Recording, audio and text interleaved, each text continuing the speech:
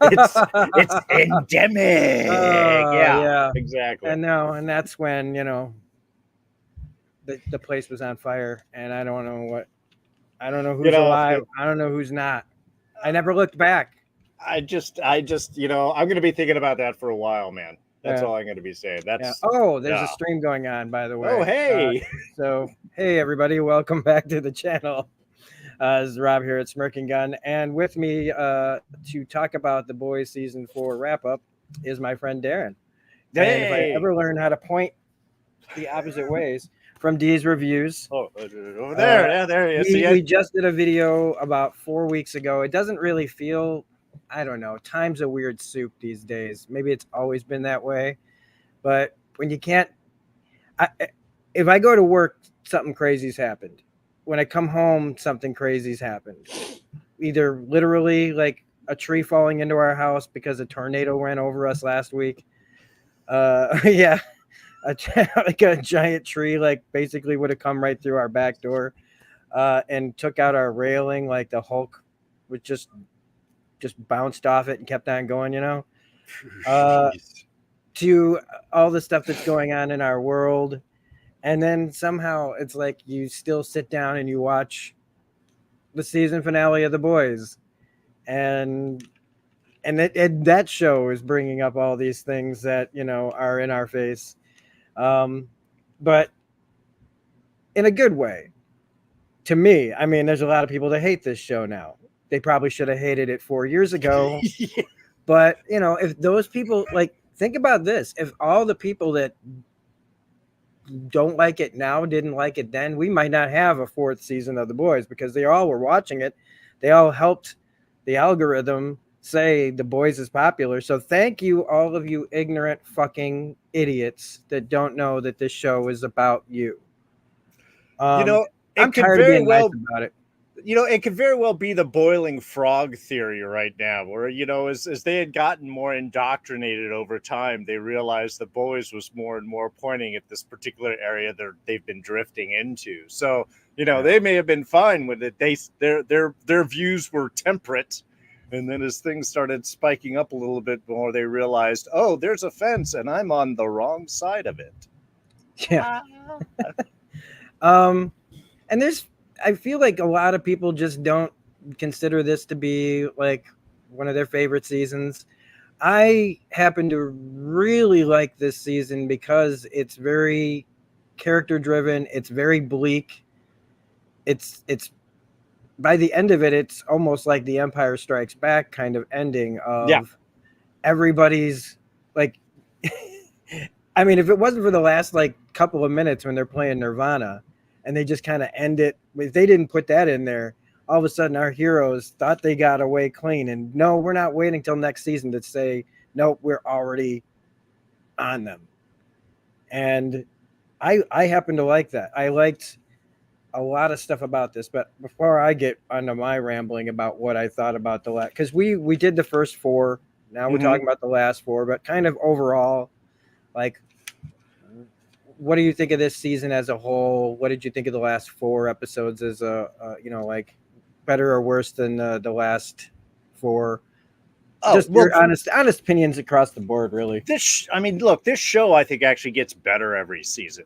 I Yeah, think that they are finding more stuff. I think they're tuning in, and it's not. I mean, you can't say they were subtle in their previous seasons of what they were pointing and digging at, yeah. but they're putting like just whole flashbacks going, just whole reference points between comments they have the senator saying, which is stuff that people have said in real life, that babies, yeah, the human body can reject pregnancy, the female Oh, body just knows they can.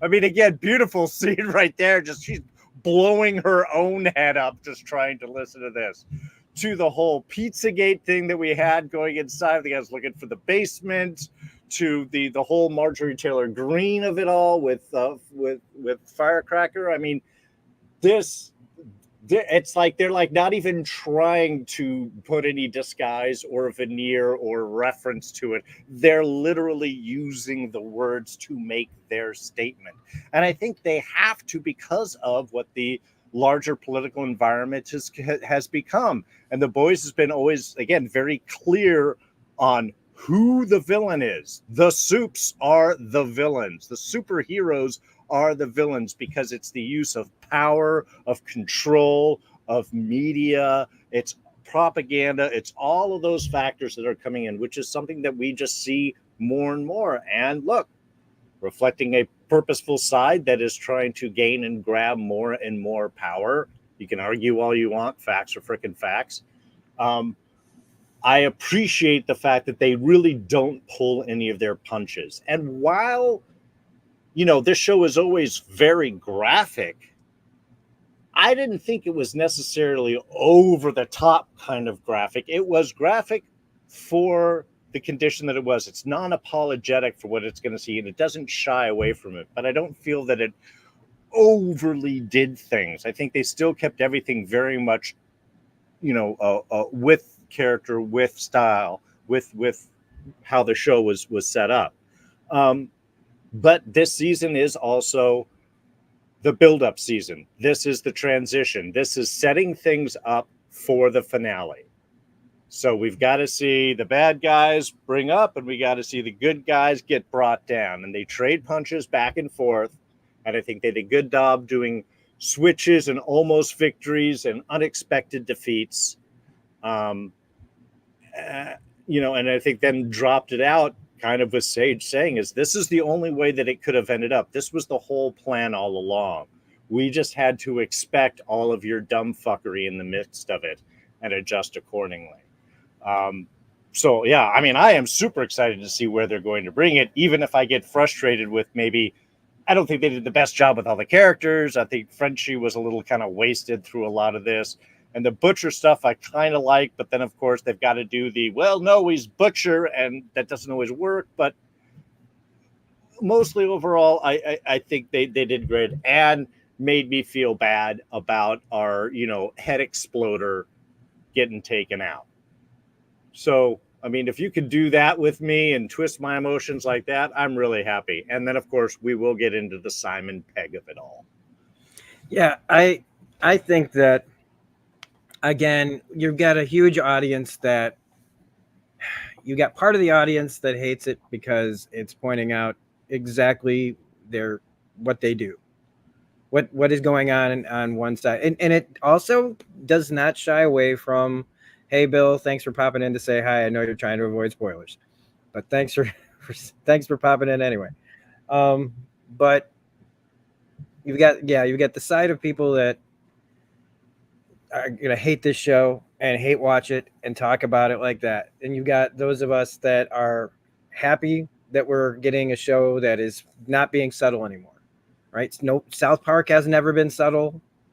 We need more shows that are just, that go after everybody. And let's be clear, they are going after everybody. There is every time they mention what is, Disney or Amazon, Amazon being the people that produce this show, they don't hold back on their opinions on that, and corporations. And I mean, the big three in this are corporations, our government, and religion.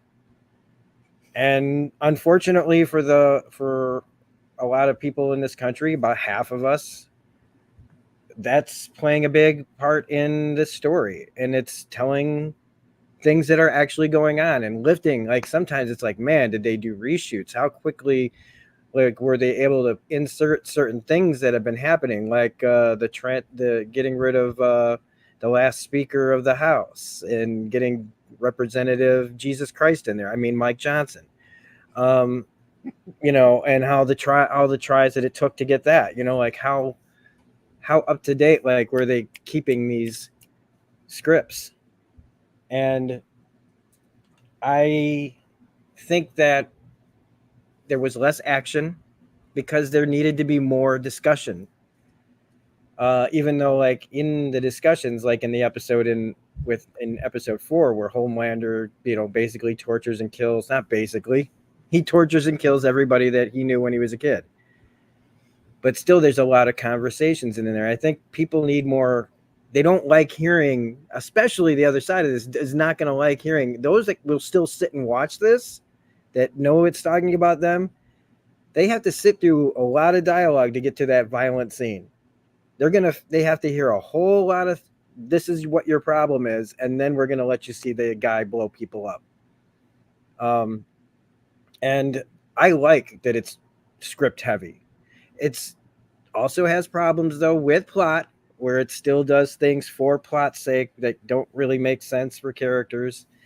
And you're right, Frenchie, Kimiko, Mother's Milk, they all kind of didn't really get, to me, the kind of treatment they deserved. They just kind of throw in, well, let's have Frenchie feel guilty over something he did, and we'll have him meet some guy, and that'll be his arc, even though we're just trying to keep him from being with Kimiko, who also gets a lot to do this season.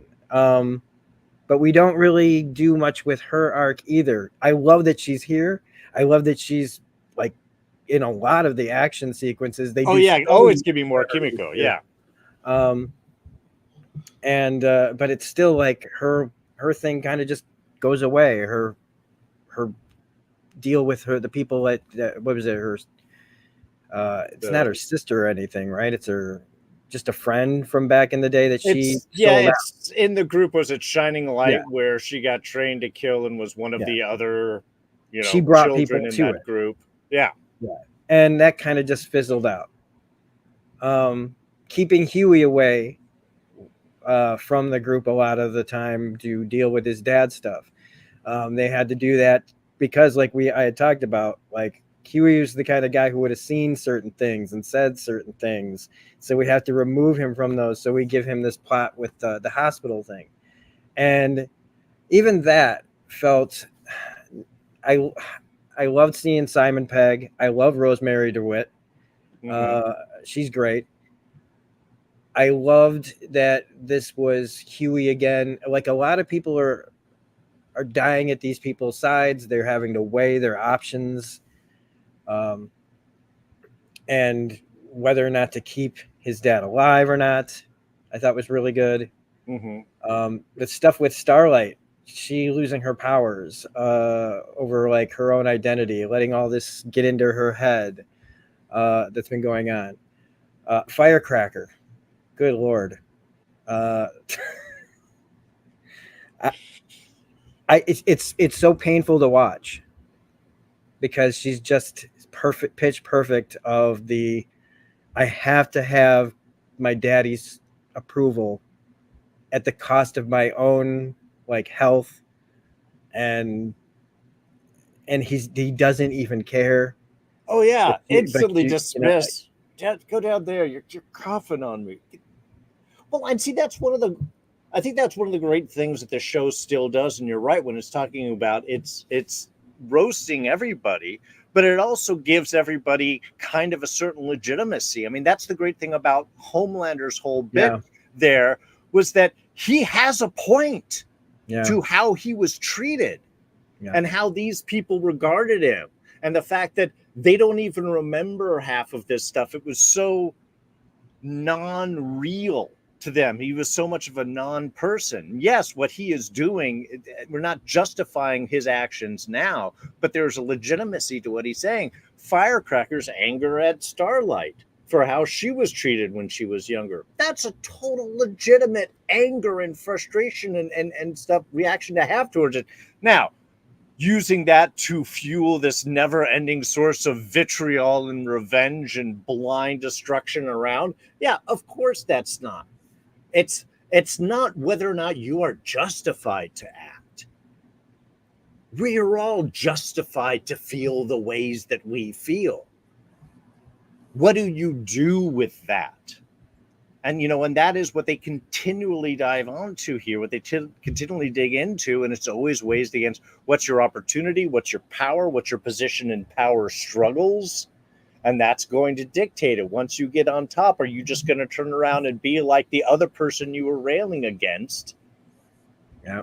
And when you get knocked down, now is it suddenly that you identify with everybody else? I mean, they're very smart in how they play with this back and forth, because they make you play with your emotions. And that's what That's what film and television is all about. It's an emotional journey. We're going to take you through all of this. So at the end, you have that experience, almost like being there and living it yourself, to then draw your conclusions and such, if you're paying attention and not just waiting for, eye beams to melt someone. Yeah, I love the never-ending tension that's in so many of these scenes, where you just never feel safe in this world, no matter what. Every person in it, even the superheroes, could just be suddenly something could happen. That and most of the time, I would say that those are the decisions that, if they're plot driven and less character driven, I'm more willing to accept.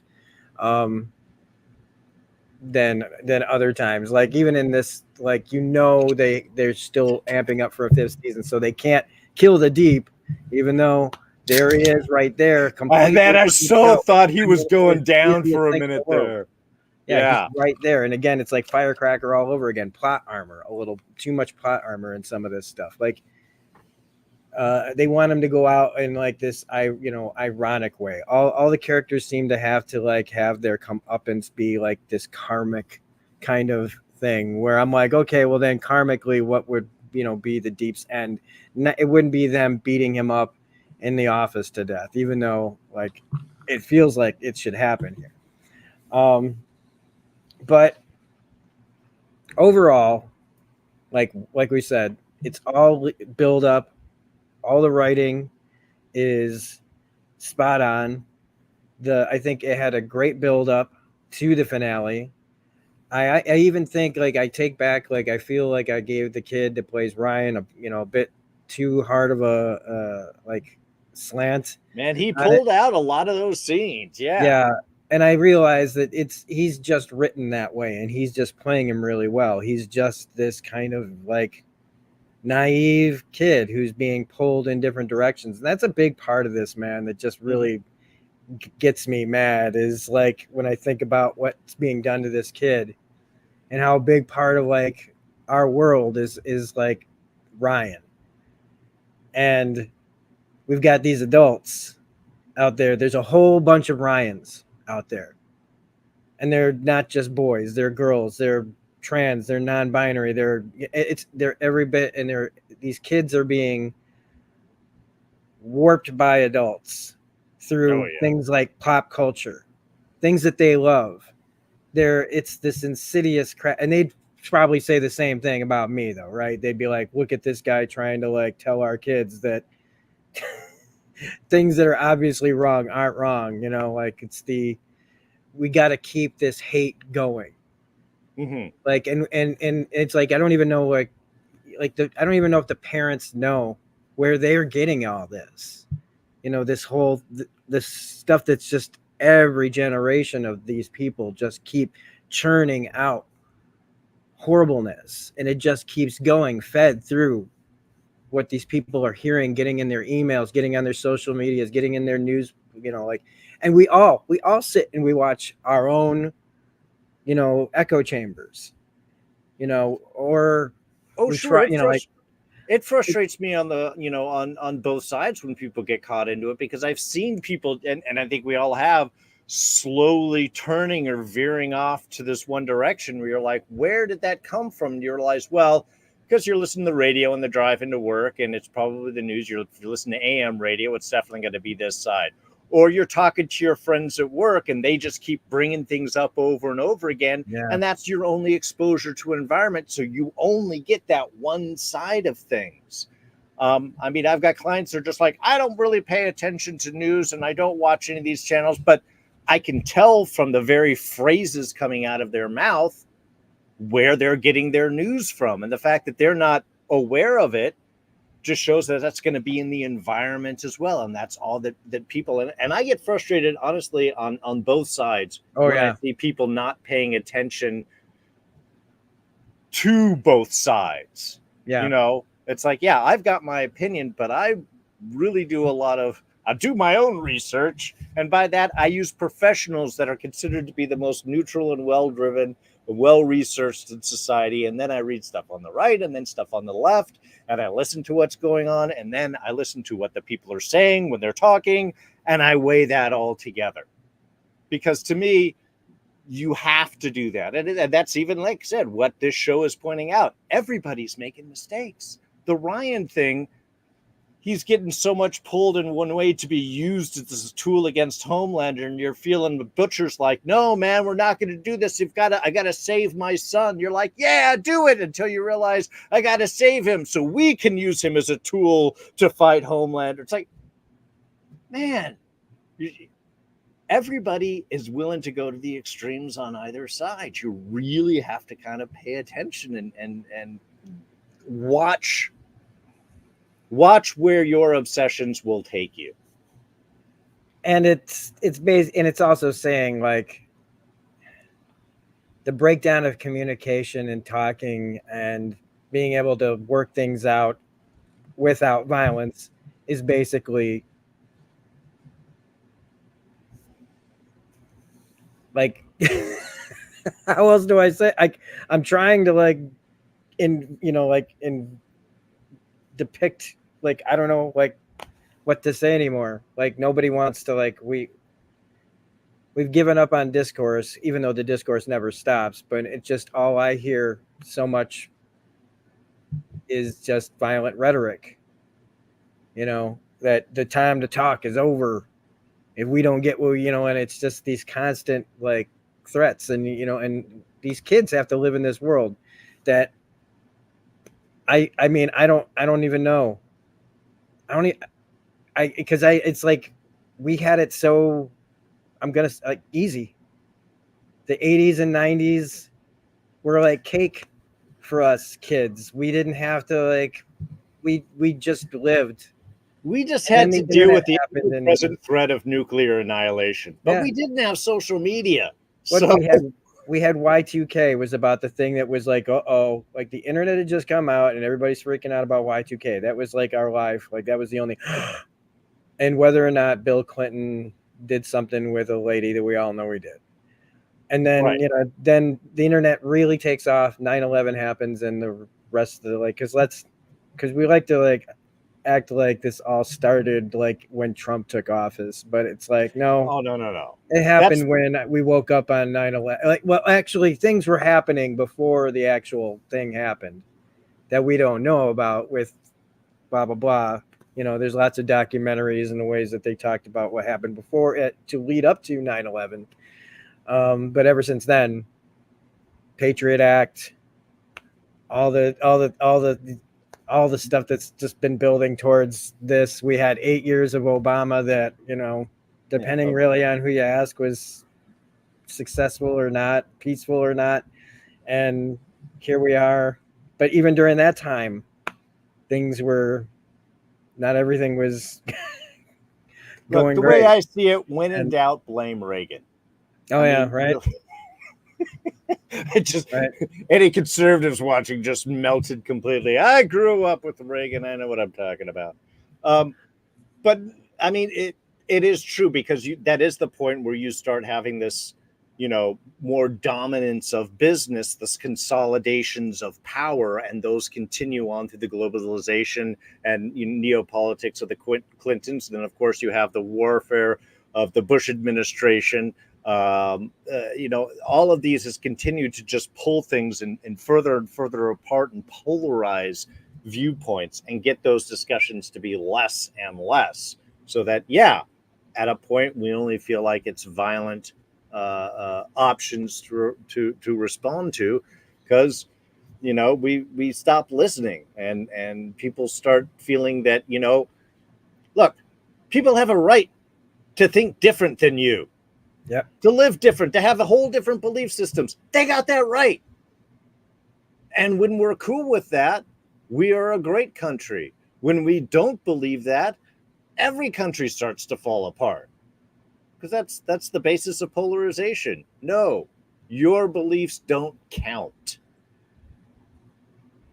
Yeah. And of course, with this show, it's, well, if you have superpowers, you don't count, because what are you going to do about it? That's like, to me, that's The Boys season 4. What are you going to do about it? Yeah, and bringing up like how we talked about the violence being like, whatever. I feel like the violence, a lot of it in this season is it shows the victims of the violence.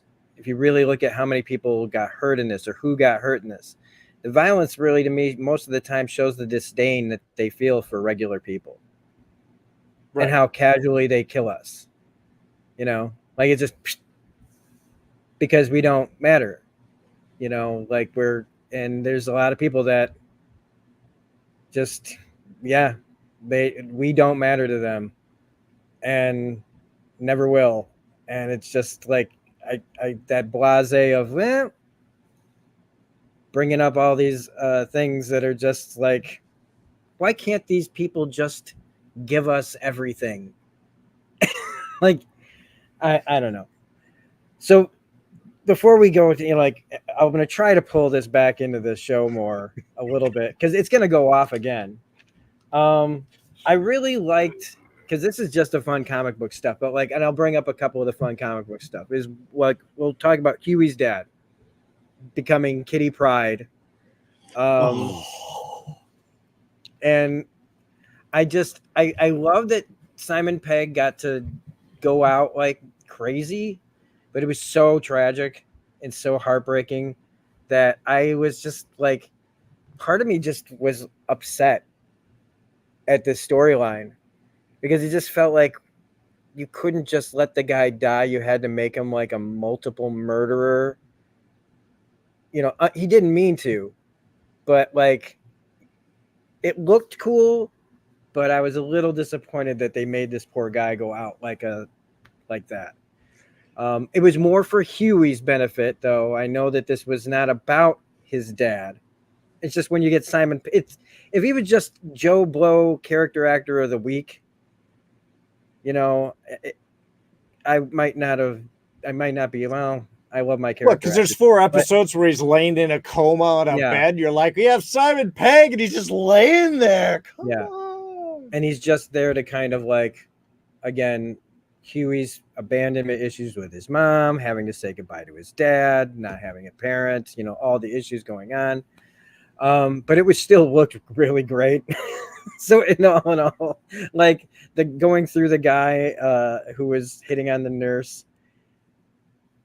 and just splattering it all, I thought that was really great. And then the other kind of X-Men thing that I caught was the definite Days of Future Past whole thing with because when they were warning us about the content being like, hey, this might seem like something that happened, and everything that was talked about was January 6th, and I'm like, oh wow, did they actually somehow film another like January 6th type level event?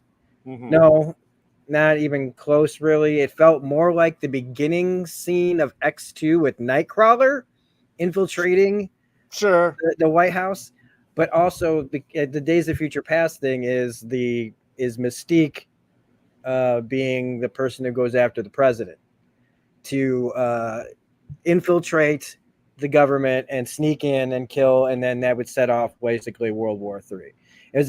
That was the thing that I caught. Like, and she's a shapeshifter. I love the shape-shifting in this, just ripping off your flesh, just awful. Like, it could be nice and clean and pretty. No, screw that. Let's just have clumps of body parts coming off. I also thought that Erin Moriarty as the Shifter had a much more fun. It's always probably fun to play bad versions of either yourself or just being a villain.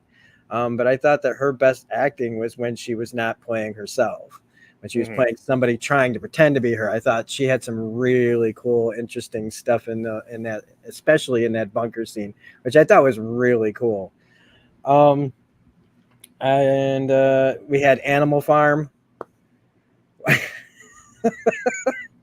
We bring back Giancarlo Esposito, and he gets overshadowed by freakish mutant sheep that are flying around. And that was the 5th episode. So like after we had talked about 4, and we're coming off of Homelander torturing everybody in a basement, we go to them getting him out of prison to make a deal.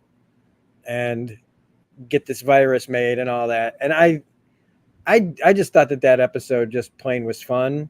And we get to see a lot more about Victoria, who I really was sad to see go. Yeah. I really kind of liked having her around as maybe like which way she could go. And having her taken out by Butcher was the perfect undercut of like, we're about to do something and the rug's being pulled out from under us, not from Homelander, not from anybody else, but from somebody from within, who like also like last season, could have taken out Homelander and didn't. And now he's there to stop, like he's been in their way, like in this full-on Butcher becoming a villain, which is, part of the comics, but it still feels like Butcher's the character who, I mean, I don't think he's going to live through this. I don't think Homelander's, but I do feel like they've made him a little more like, can we pull Butcher back from the edge still before he goes? And I think that will probably happen. He'll go out still with the smirk that I love and the like wink and a twinkle in his eye of like, fuck you guys, but like I dug that was like a real punch in the gut for everyone, especially Huey again, who's just like, I'm never asking you for nothing, man. Please just give me this one thing. And he can't, even when he mentions Lenny, he just can't. It's too late. Jeffrey Dean Morgan is one, Negan is one, and if somebody's going to be whispering in your ear, little violent nothings, who better than Negan himself? Which there was a Negan reference in that episode, because Firecracker asks Negan was supposed to get her like her special coffee. And I know that it's like, whatever, it's just not a common name. No. I mean, that's a definite reference to his character in The Walking Dead.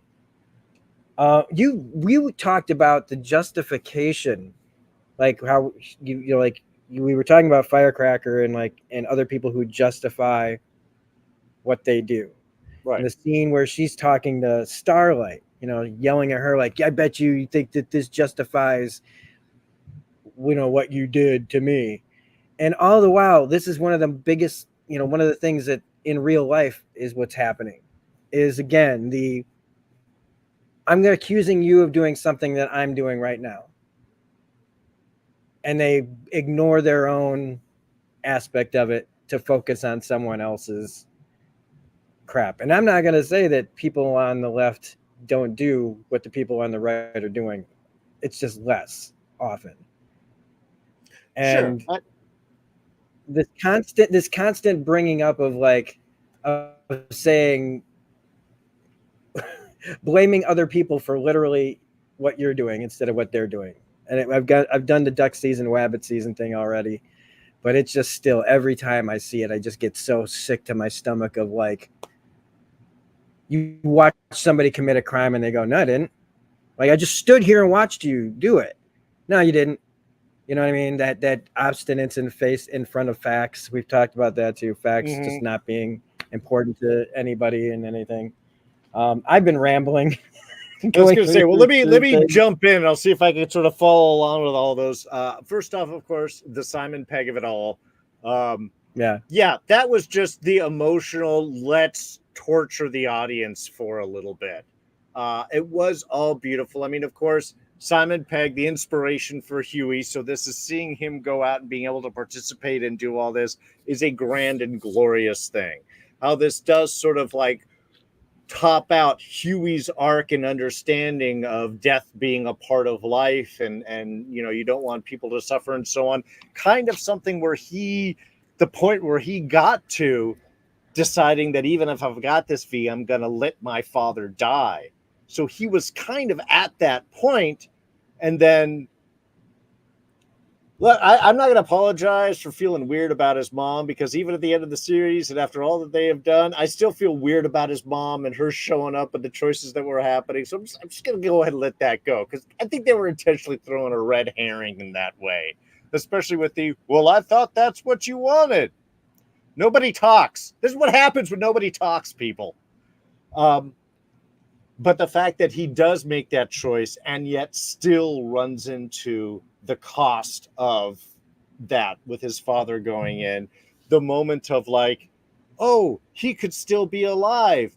But of course, man, he had a stroke. Half his brain was dead. It's not necessarily going to heal everything. There's always that thought it's going to heal you up, but that's not a guarantee. And that he goes out as some half-aware, drifting in and out of the past and the future, while he's uncontrollably just blowing through people and killing. I mean, if you want to talk about an unexpected, horrific price of a decision, and it's harder for Huey because he actually decided not to do that. He didn't want to take that risk, and yet it still happened. It was just, again, just this is how you mess with your audience's emotions, and you rank them over the coals in the best kind of way. And that even then, at the end, Huey was able to understand, oh, because his dad says, look, I'm sorry I brought your mom in because I didn't want to be like the cat or the hamster, whatever it was, that died, or the rabbit that died with all these tumors and sickly and going off. And I didn't want to do that.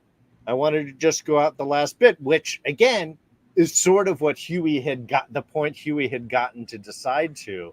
But now he's got to see the reasons of why you do that, of why you let death go. And so, I mean, that was just, I think that was all brilliant. It's definitely a great way to say goodbye to Simon Pegg, the original Huey, and finish off an important arc for Huey himself, you know, which I think will definitely shape him in his actions, you know, to wrap up this adventure.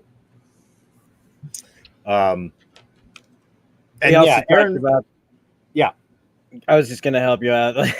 Like we also talked about like the bunker and like the mystique and sure, like, all that stuff. Yeah, the whole Erin Moriarty bit. Yeah, honestly, when she was in the room talking to herself, chained up and kind of fucking and pointing, there was so much kind of brilliance because, like you say, she knows Starlight so well, she can play the dark, messed up version of that. And of course, how Huey's going to deal with. I mean, come on, Huey thought that it was her. How are you not supposed to make a mistake like that? Who prepares to deal with shapeshifters? Yeah, whenever they do this all the time, right? That you should have known, right? You should have known that it wasn't me. And honestly, I'm glad they got over it quick because after what they put him through in the sex dungeon, I think. Oh God, yes. And they left him there. I think he's got a few. Like she should just discount it. All of it, yes, still get checked for every disease known to man. Sure, but yeah, he was just crying like, I don't want to be alone after getting out of that dungeon. He's been gone through the ringer. That if as disturbing as it is that he was with somebody pretending to be you, think about everything that has happened to him, and like he really loses a lot of stuff this season.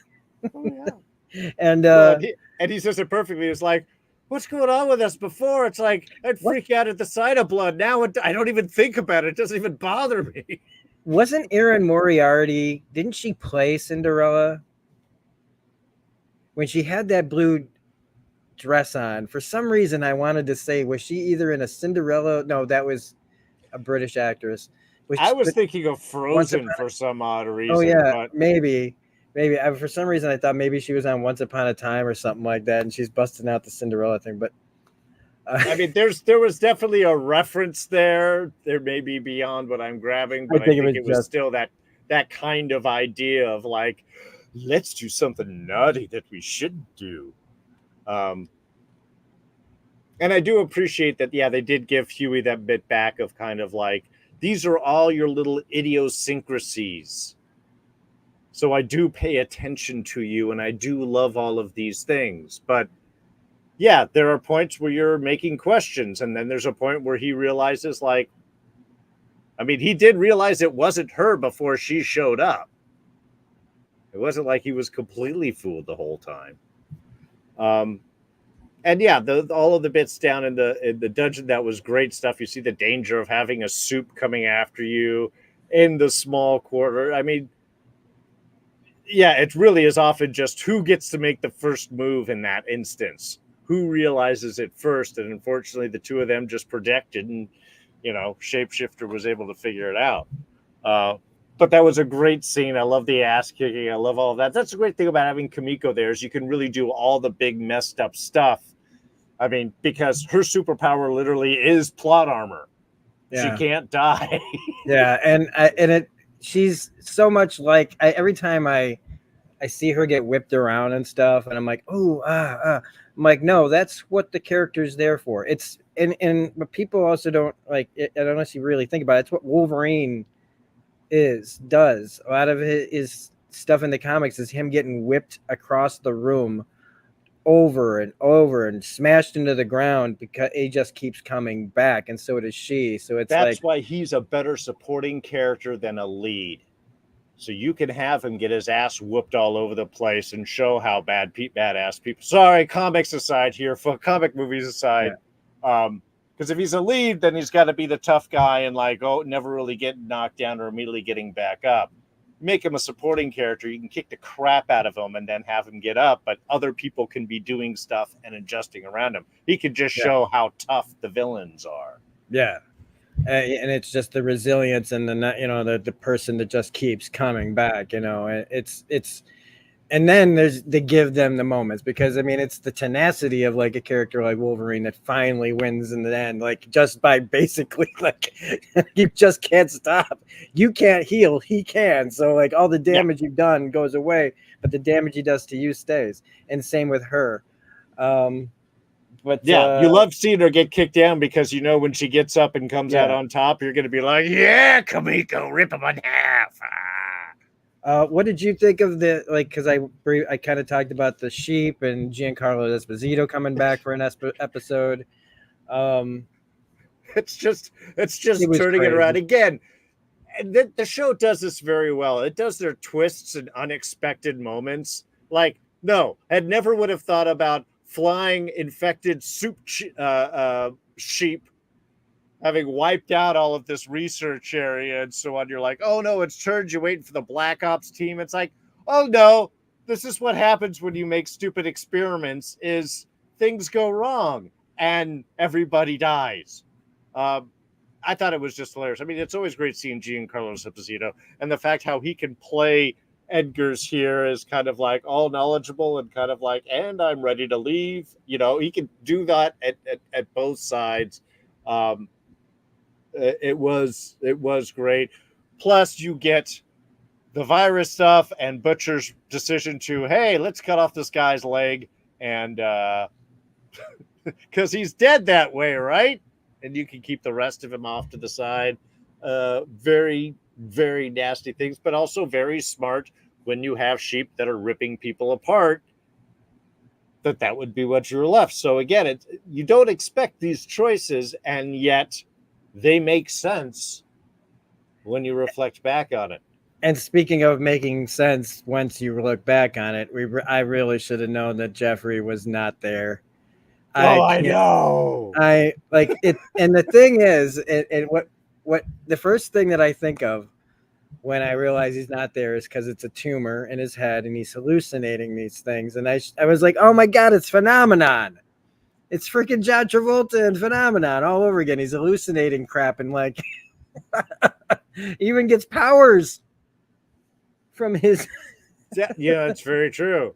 It's the dark side of Phenomenon, the very dark side. Like, not everybody wants to help everybody else after they get a brain tumor and special powers.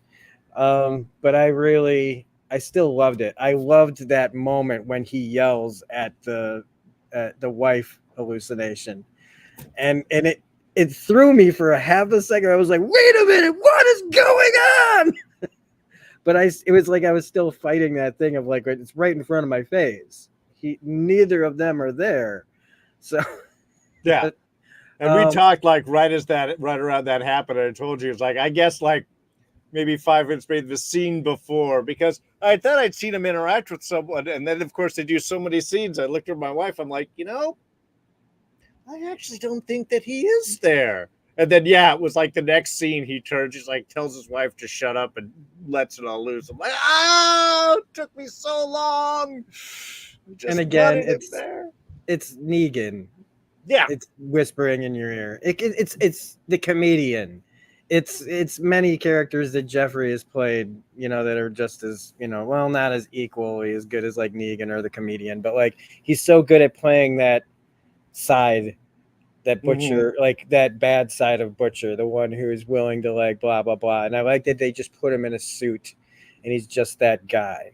And there's so many other people like we're just regular. They never dress us up. You've got the superheroes that are bigger than life villains that are over the top.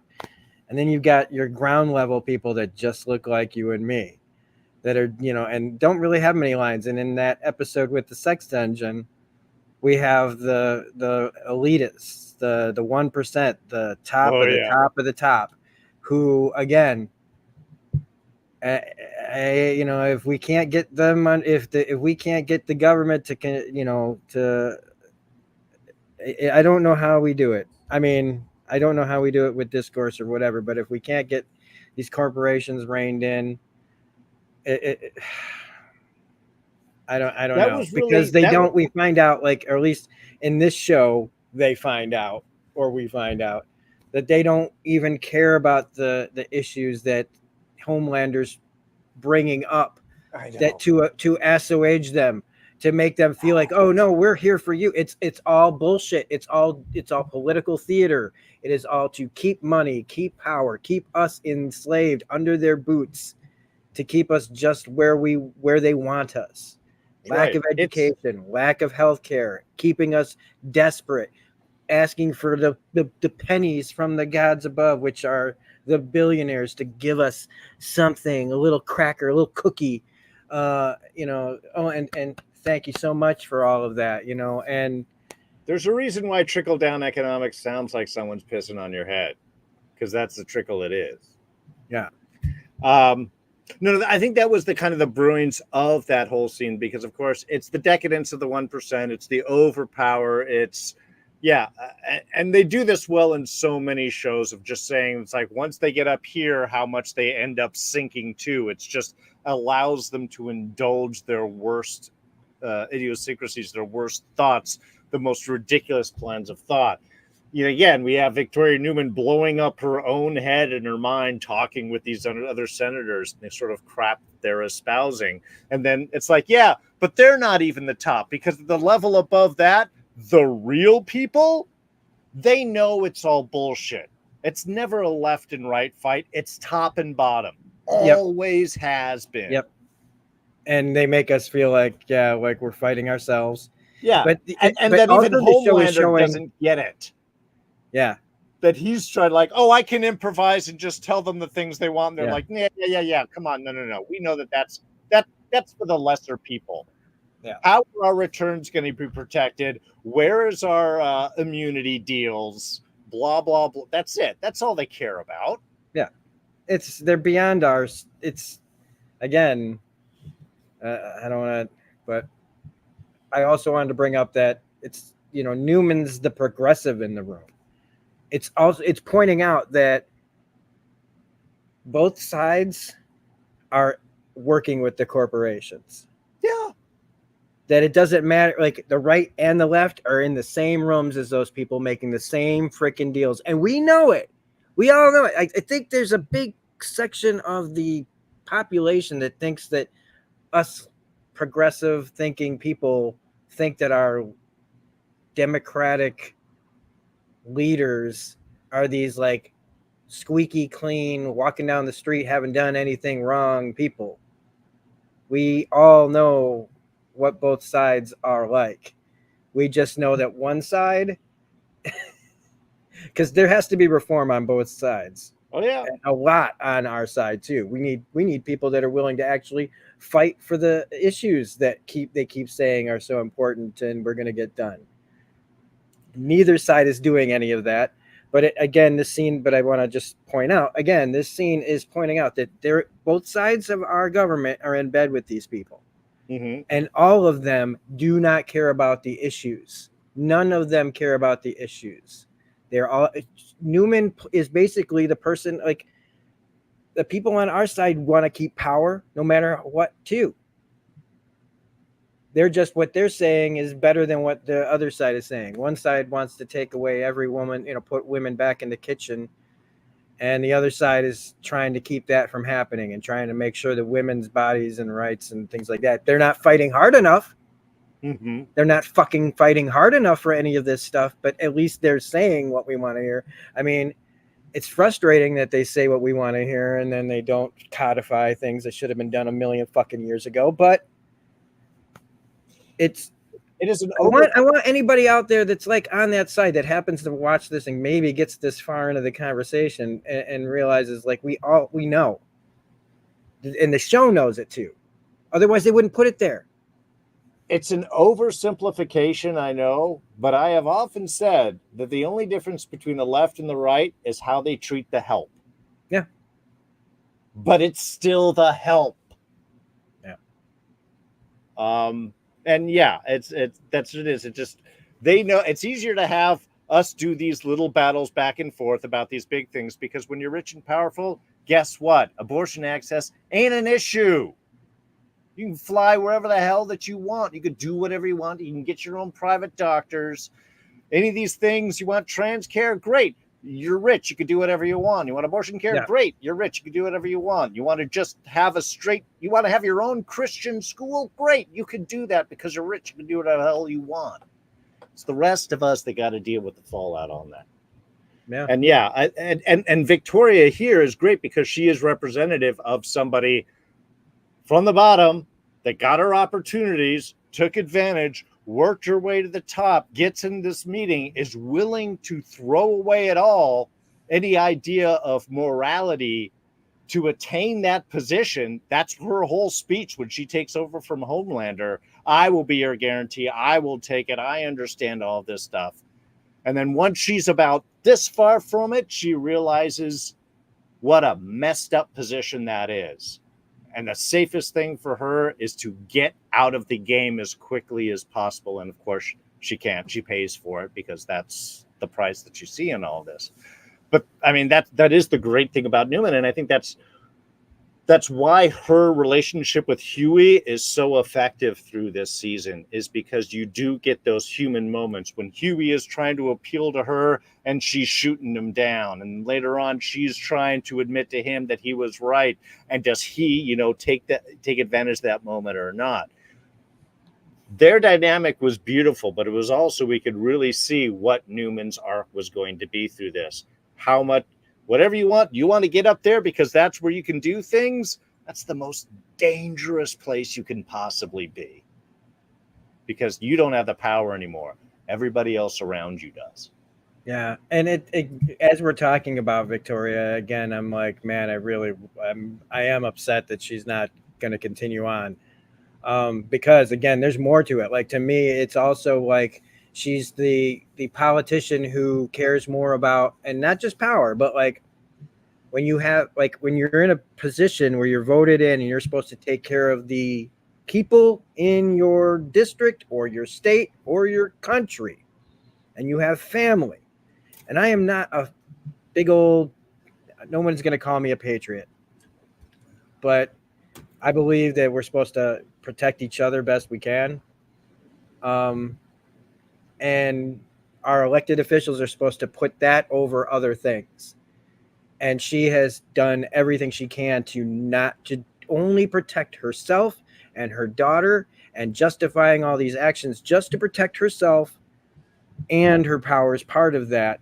But that whole thing of like, we have so many people elected that will ignore us for their own family. And again, it's that everyone is out for themselves. Everyone is an island of one, or however many are in your family or your little collective or your little group, cult, what have you.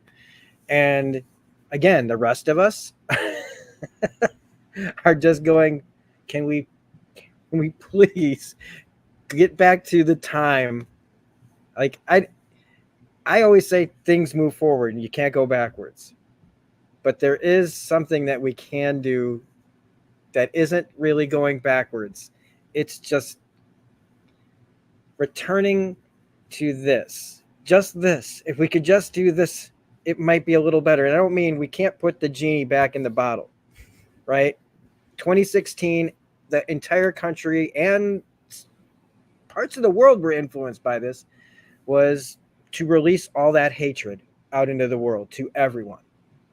That hate is just now accepted as a way of being to each other, just for everything, for every single thing. It doesn't matter.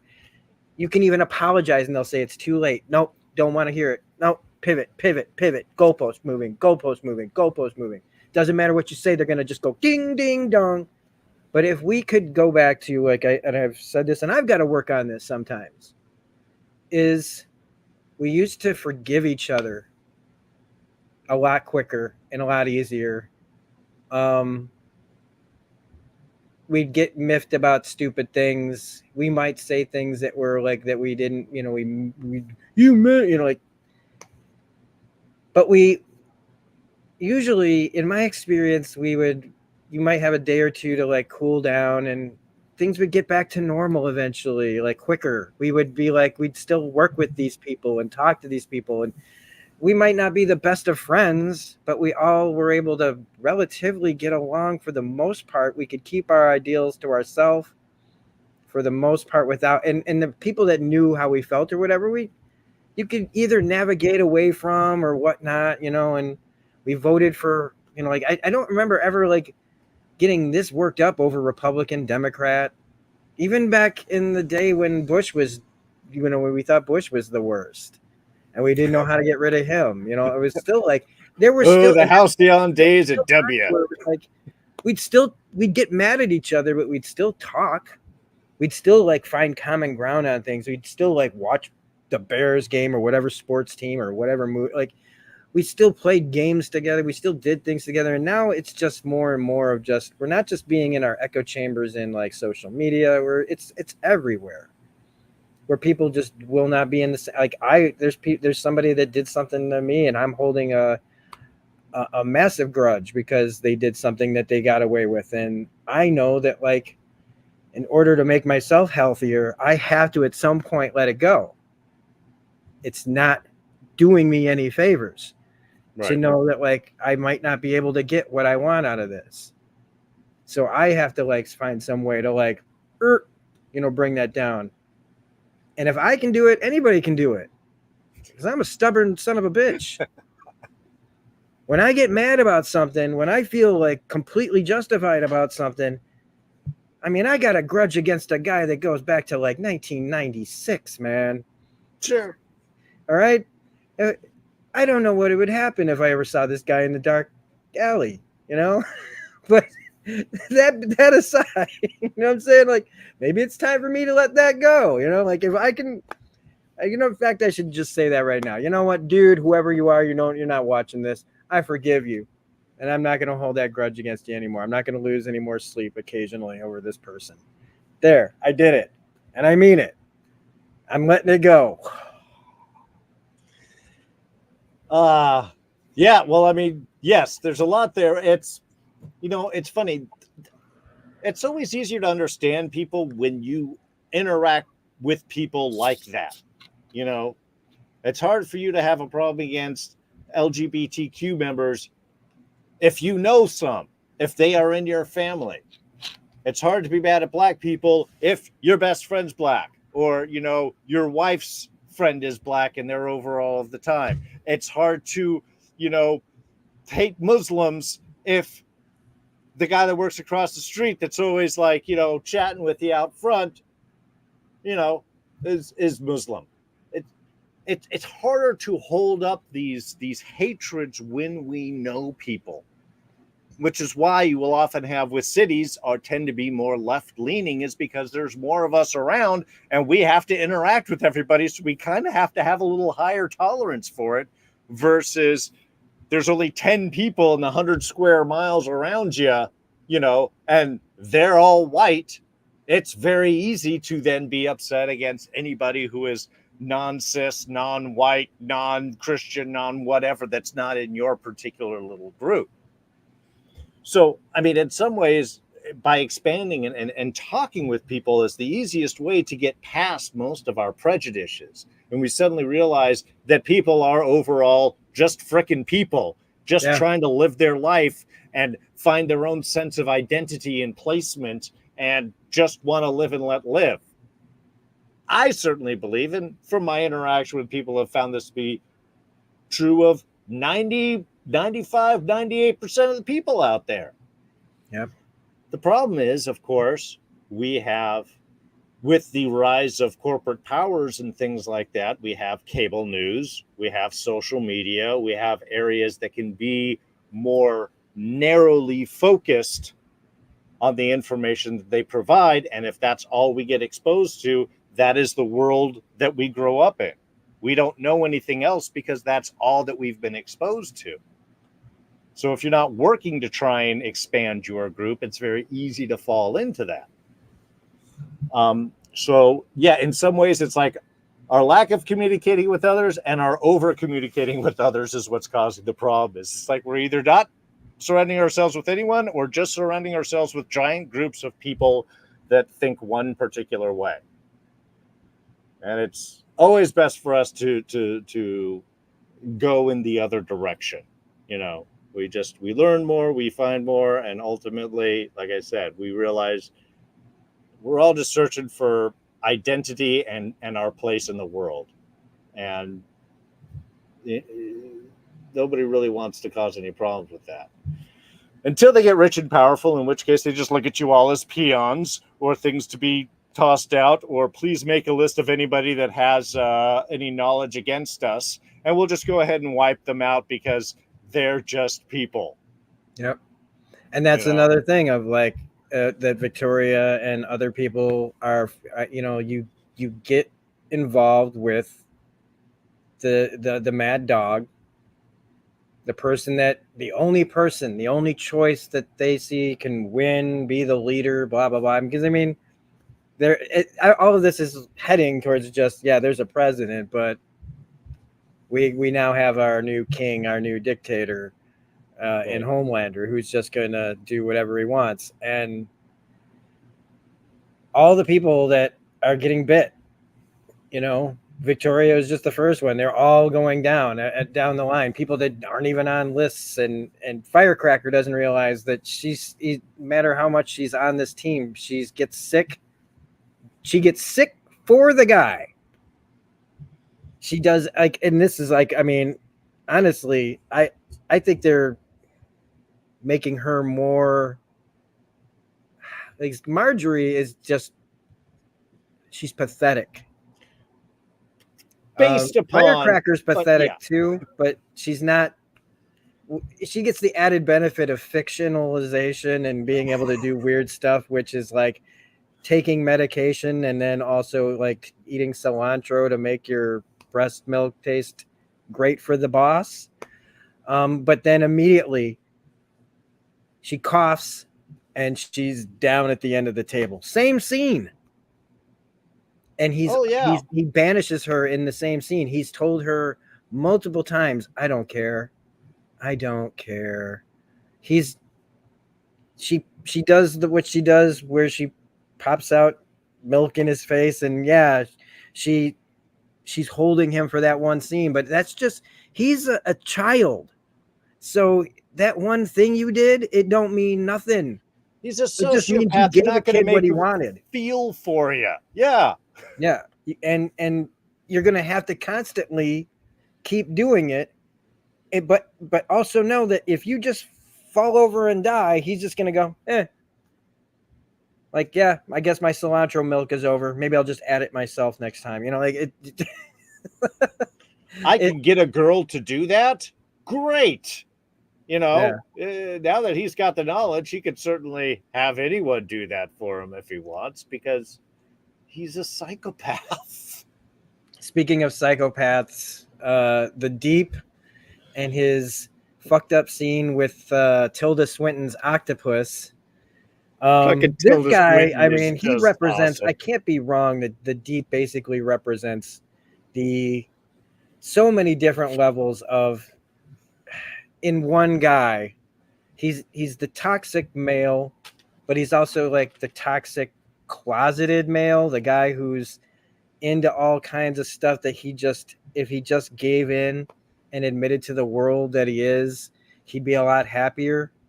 And instead, he just allows those things to become his greatest insecurities and weaknesses and ways to take it out on people, to destroy people he loves. Because if it becomes too difficult for him to, if it becomes too real, if that person becomes too like demanding of his time, to accept himself, he betrays those people, has them, he kills them, like it. He's like, and he's so filled with self-loathing, but self-delusion. He wants acceptance. He Well, I mean, and I mean, if anything, that is, the downside. That is the false pursuit of really all of our antagonists. Is all of them are searching for approval as opposed to finding it. They're just trying to get it for the next biggest source, largest source.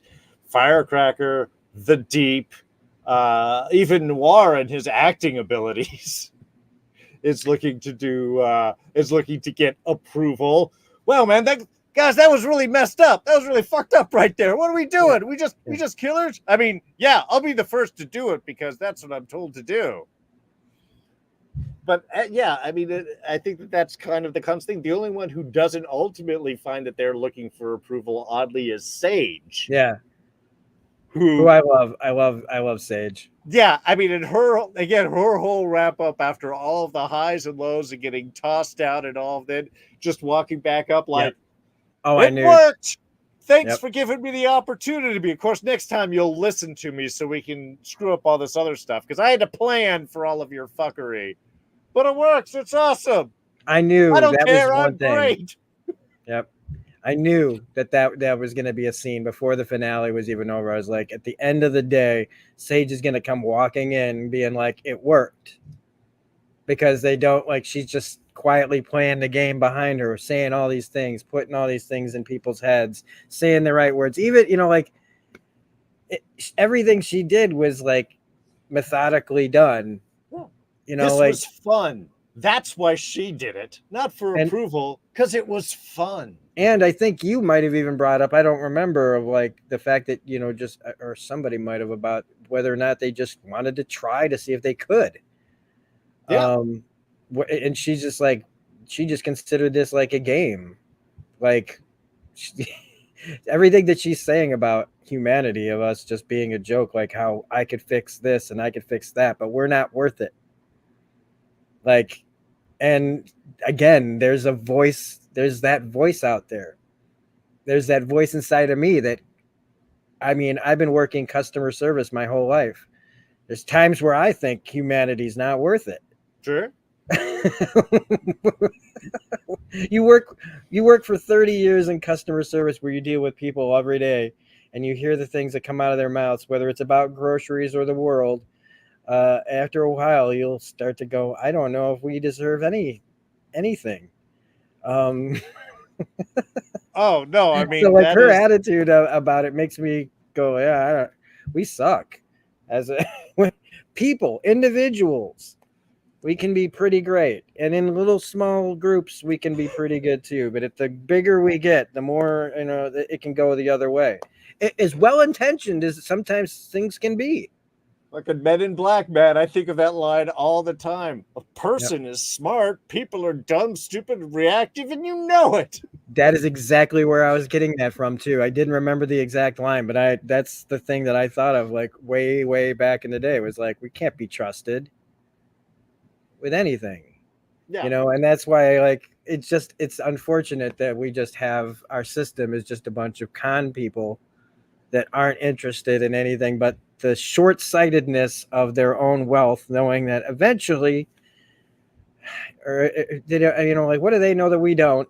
That just gathering as much wealth as possible, as quickly as possible, not thinking that eventually, if people can't afford to buy things, they won't be able to make the things that they need to buy that we use too.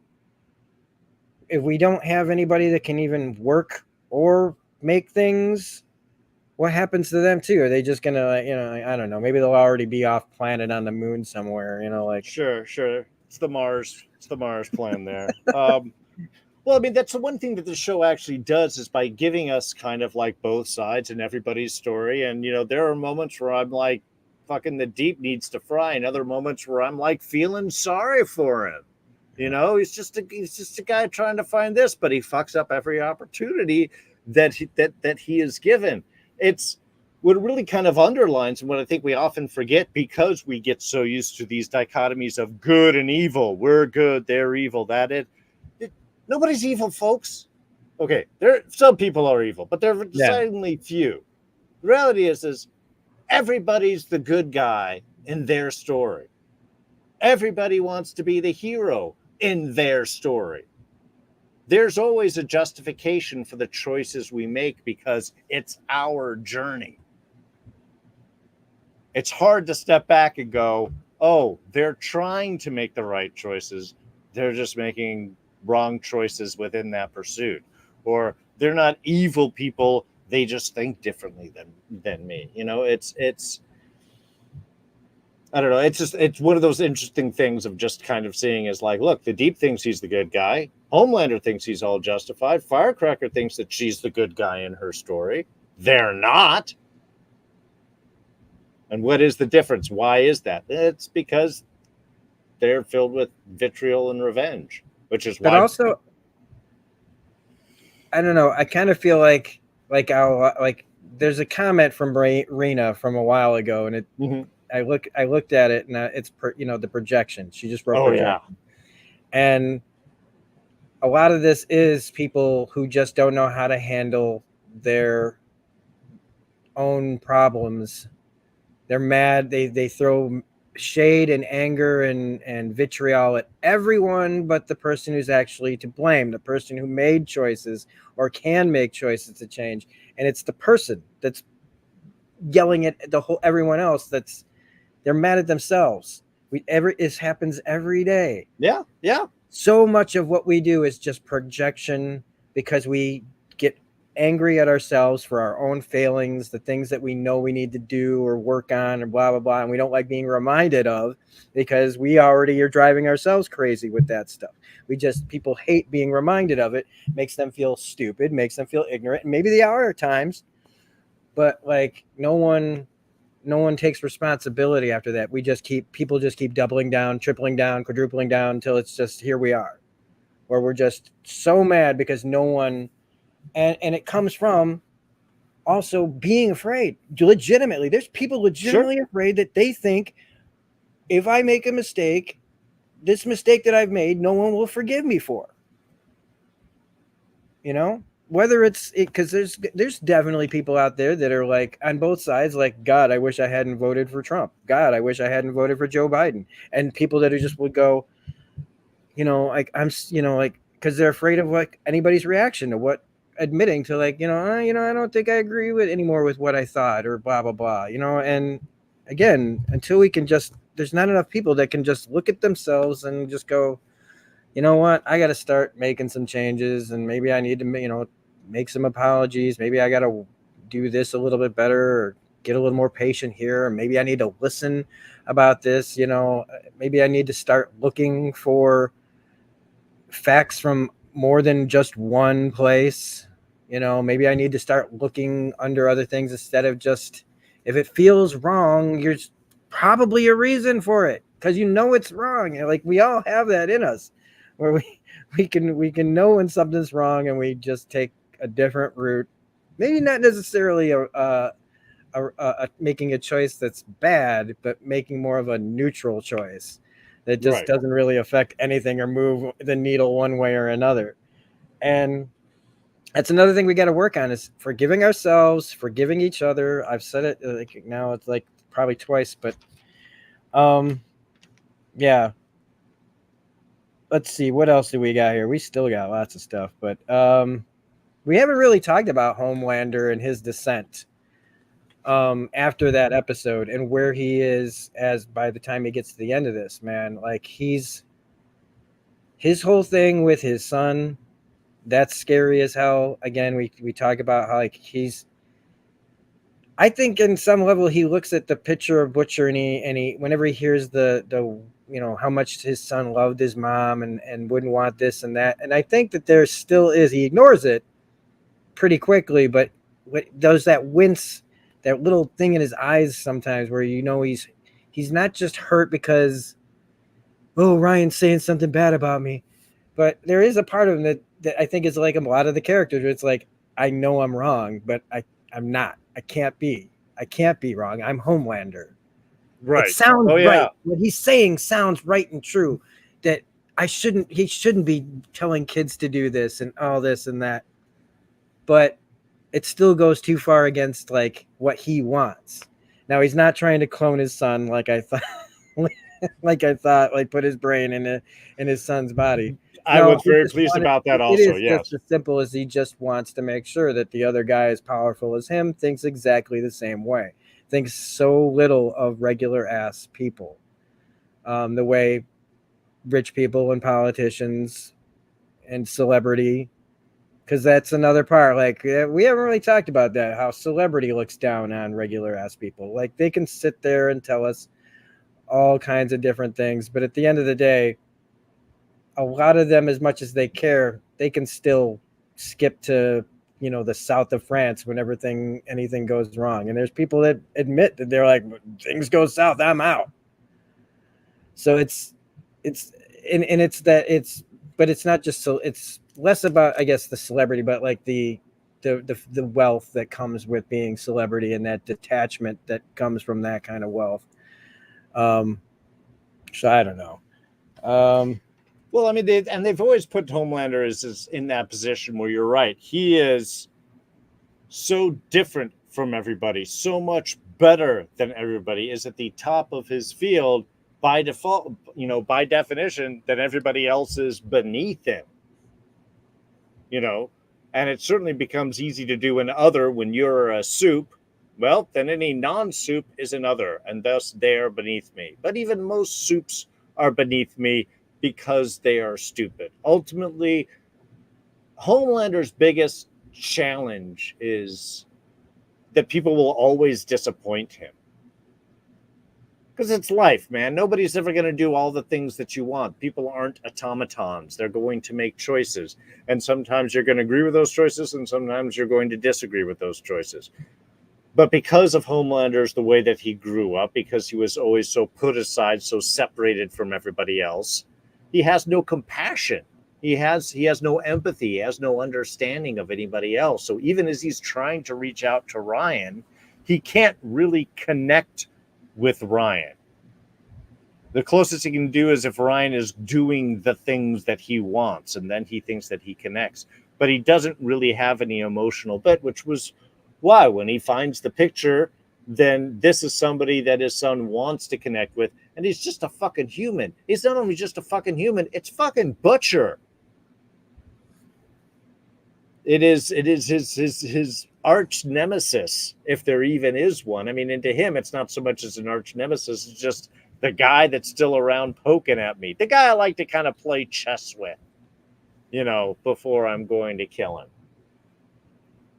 So, I mean, and we just see more and more of that. It's that constant isolation for Homelander. I mean, in some ways, you'd feel sorry for him if he just wasn't such a psychotic bastard. The same thing with the Deep or anyone else is the minute you might start to feel for them, like, oh my God, they turn around and do something that puts themselves up on off. Oh, let me close myself off from this emotion and show why I'm so much better. He just happens to be the master of it. Yeah.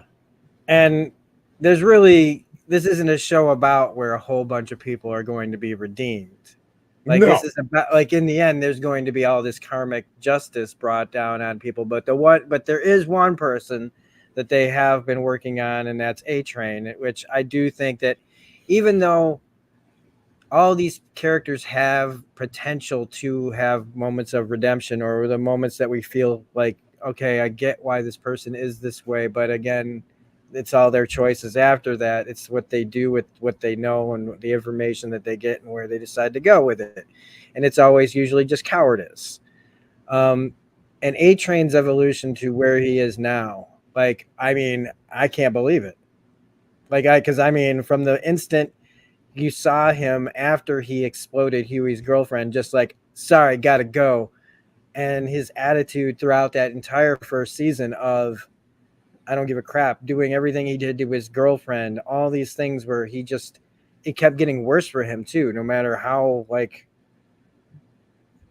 towing the line with Vought and everything, he was still not happy, and he was shown to, like, he's being around all these people that hate him.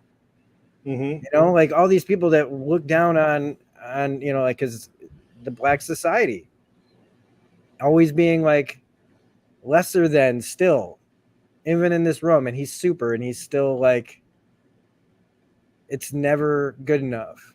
Yeah. And he's done everything that he thinks he's supposed to, and it's, I like that they just keep chipping away. They've been chipping away at it to literally, like, when a kid looks at him for the first time doing something that wasn't selfish or out of self-interest, even though, I mean, a little self-interest, but like, still, he didn't have to bring mother's milk to the hospital, and he did. And that look that he gets from actually doing something good, that feeling you get when you do something good, any little bit of change that you can make in your life where all of a sudden something clicks and that weight is gone, as many things as we can carry on our backs that we don't realize, if whenever we do something that fixes something like that, there's a notice, you notice it. And he, it's too late for him, but he still gets to, I still think that he gets to go out more a hero than he was at the beginning. And he's also that guy that, just like I said, he's put up with a lot. Yeah. And, he's looked at, and why wouldn't I just betray everybody, like, at this point? He's even trying to help Ashley, who, like, does she wish she took him up on his offer? Yeah. But A-Train, like, and in the whole thing where they make his movie, like, it, when he's standing there at the big old, like, Disney, Marvel, Star Wars press conference about their next 17 phases and shit, and he's like talking about how this movie's so close to his heart, are like, that he doesn't give a shit. That whole scene was great, by the way, of them, like, anytime they reference anything that's celebrity or like Disney or whatever is done is just hilarious. Well, that's why I love the opening at the end when they trashed the film. They put it on the shelf for tax cut purposes. Yeah. The whole David Zaslav WB thing I thought was just brilliant. Like, okay, well, he's not good. We don't want to put it on. Yeah, it's for tax purposes. That was like more often. That was, they, like, when we say that they're on the nose and they're not even hiding it, they literally just say something that none of them said out loud. We all know it. There's reports, and they just go, we know that, like, people that do research on this stuff go, well, we know that they make money off of throwing something away. But it's that it was not Catwoman, Batwoman or Batgirl. No, Batgirl, yeah. Batgirl. Yeah, that they just through that was already done, because I mean, in that case, I think that they probably just made something that's pretty unwatchable. But to be fair, from what I saw of A-Train's movie, that also looked pretty unwatchable too, just for different reasons of just the Will Ferrell. I mean, I kind of want to see a sketch now of the Will Ferrell White Savior movie. They'll put something out on DVD, or be one of those little hidden kind of like somewhere. Extra bonus of like of stuff that they did with Will Ferrell. No, I love what they did with A-Train. I love the fact that they gave him it, and they gave him even that permission because Huey forgave him. Yeah. At the end before he was able to go. But honestly, that scene where he comes back and he's talking about that, and I drop it off, and there's one kid. Nobody even sees. Nobody would ever know. There's just one kid. And that felt better than anything I have done my whole life. It's like, it was just, it was really beautifully done. It's like he suddenly realizes the whole complete idiocy of his life before and what it should be and what it's supposed to be. Right? That's another thing. And then he goes, well, it's all going down. I'm going to take my family and get out of here. And we're going to just try and live and do our best from day to day. And you know what? Wherever he is, in a 100-mile area, there's going to be odd little stories of stuff just being done. Somebody being saved, falling out of a thing or so on. I would like to believe that A-Train becomes a little hidden hero out there, trying to stay undercover, but knowing that if there's an opportunity, he has to be able to help, and nobody should know that it was him. It'll be the exact opposite. That's going to be my little headcanon until next season when we find out that Homelander hunted down and killed him. Well, that might be his undoing, is they might set a trap for him of like somebody is out there saving people. And so they might try to set up a thing where they know like a fake save and he goes out to do a real save and blah, blah, blah. But he's definitely improved. And the actors, like all these people are better also as their characters after this amount of time. Everybody's so comfortable in their roles, even the ones that are just that do the most insane stuff. I know Chad Crawford makes the Deep super creepy, but I get give it up for Chad Crawford for making the Deep super creepy. Oh yeah, I write down stupid notes sometimes. I wrote the deep depths. Come on, man. Can I just the puppet show? You said I could sleep in the aquarium out above the bed. Come on. Look, Tilda Swinton was so hilarious. The fact that he's doing that, like clearly, you know, like he has to film those scenes without anybody there. Tilda's not there. It's not a real octopus talking. He has to like sit there and be like and do reactions to the slow dying of an octopus. Yeah. It's a little tennis ball right there. It's like that poor octopus. Just have you noticed that the animal kingdom likes this guy too much? Like they worship him. Oh yeah. And he's like he's not worth it. Ultimately, the Deep will have to destroy the Deep. You know, the animals will turn on him. Well, maybe Ashley turns into. I don't know what Ashley's going to become. Yeah, wow, man, I can't wait for that. That's going to be okay. So I got a question here because obviously, Butcher has something is that a power? Because they talked about I would say it's a tumor, right? The temp V was temporary, but Ashley took the compound V that was in Homelander's thing. So is that what Butcher took? Was compound V and not temp V, and that's why he has whatever permanent creature living in him or part of him, or you know, he is the tumor. I mean, is he even dying, or is that just the internal part of him? I don't know. I would think more like almost like a symbiosis, kind of thing, where it's like if it dies, he dies. I think it's just like all riddled through his whole system, and it's like it's all in his brain, and so he's kind of controlling it, but not really. He's given in his brain, right? He's given up power to Kessler. Yes. So it's like Kessler's kind of driving, but Butcher's still able to be the one smiling and saying terrible things to everybody. Like, and maybe that's what we'll find out is is Butcher in the driver's seat, or is it the Kessler Butcher that's in the driver's seat?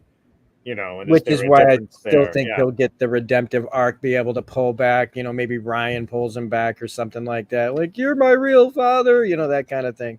Sure. Let me see. What else we didn't really talk about the sex dungeon. We don't really need to talk about the sex dungeon. But I do want to bring up just how horrifying their version of Spider-Man is. Web Weaver. Come on, man. Like, He's just splooging Oh. behind himself in nervousness. Oh, like they make him a junkie. I mean, okay, because he's very close to the Venture Brothers version of Spider-Man. Because Yes. that guy also has the webs pop out of the back end of him. And but he's not like, I mean, I'm kind of surprised that they didn't kind of go there too, but like they were more restrained on that. This is just he's Wasn't that Nathan I don't want to know Fillion? this guy's backstory, to be honest with you. I'm glad he's dead because he Oh, was yeah. it was so disturbing to watch just this stuff coming out of him, going into him. The fact that he wanted this, like if you think about who was supposed to be in that seat, how much he enjoys things going into these holes. But and then his end of just being ripped apart by Homelander.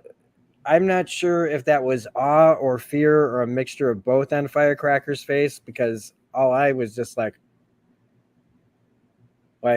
yeah,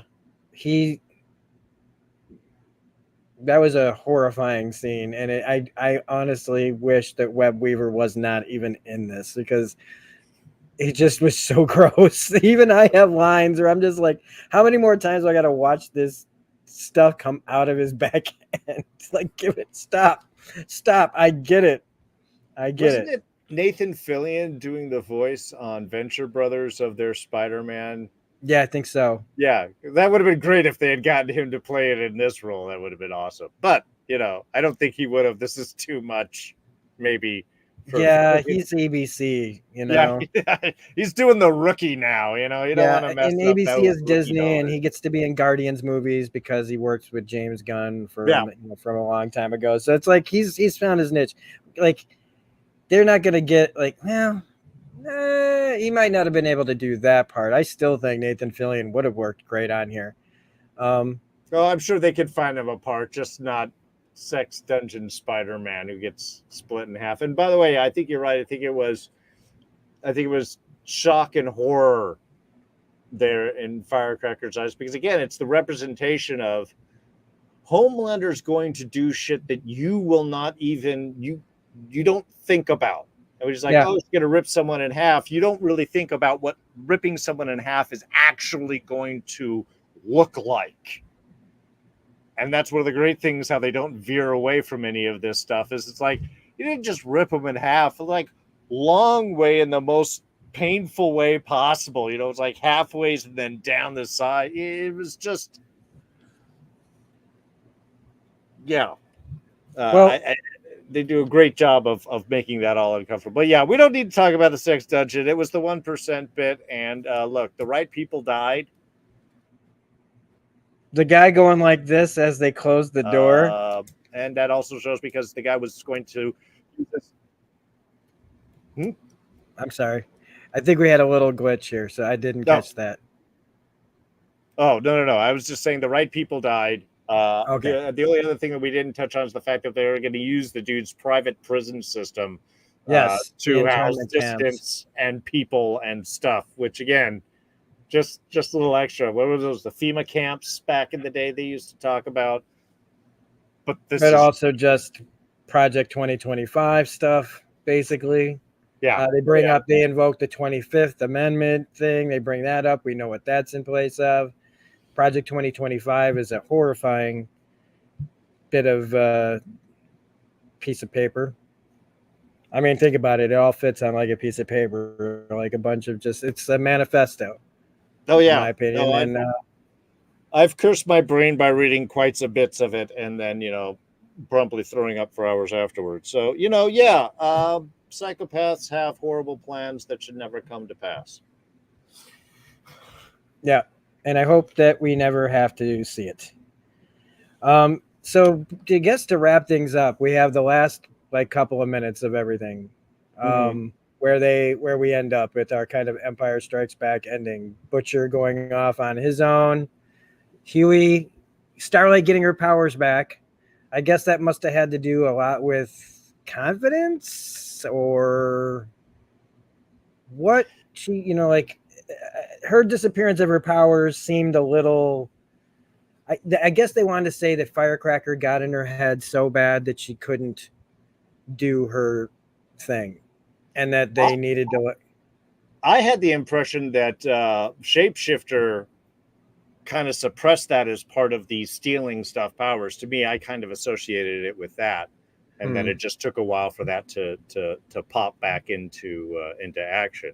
Well, she was having problems earlier in the season with getting things to work right, like when she was flying and stuff. I don't know, it was weird, but it felt a lot like, again, like Empire. Like Huey tells her basically take off, so she's in the wind. Mother's milk taken by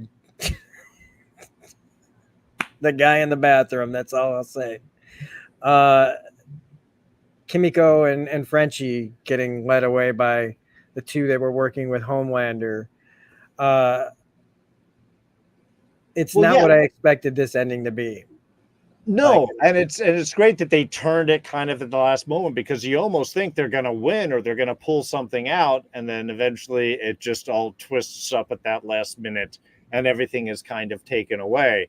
Yeah, that we were going to start next season just kind of back to the usual thing. The boys are ready. Now they're got to get ready for the next wave. And instead it's like,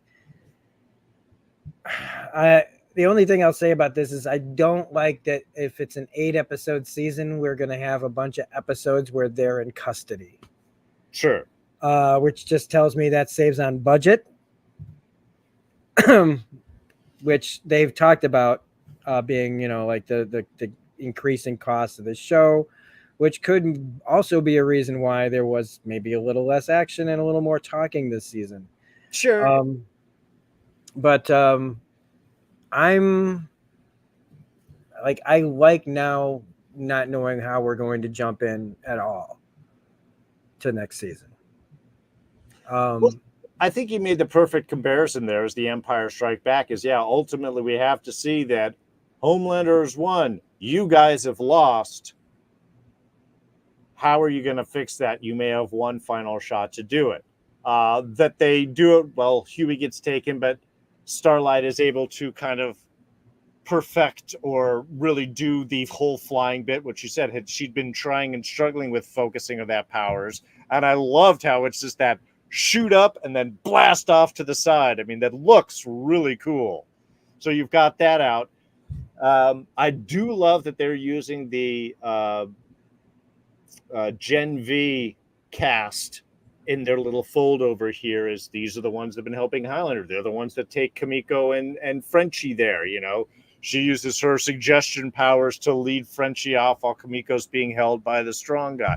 That she finally is able to call out and get her voice back as she's been struggling through the whole season. So there's like victories mixed in with losses right there too, which I think to me is kind of a hopeful thought. Like they're evolving into their final form so they can be prepared for their biggest final battle yet.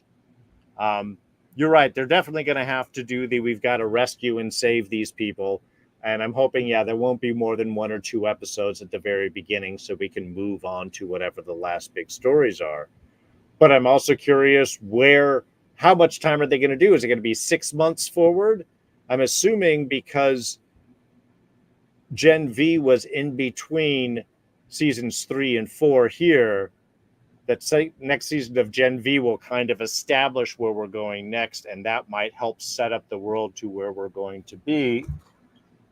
So I've got a spider crawling across my computer.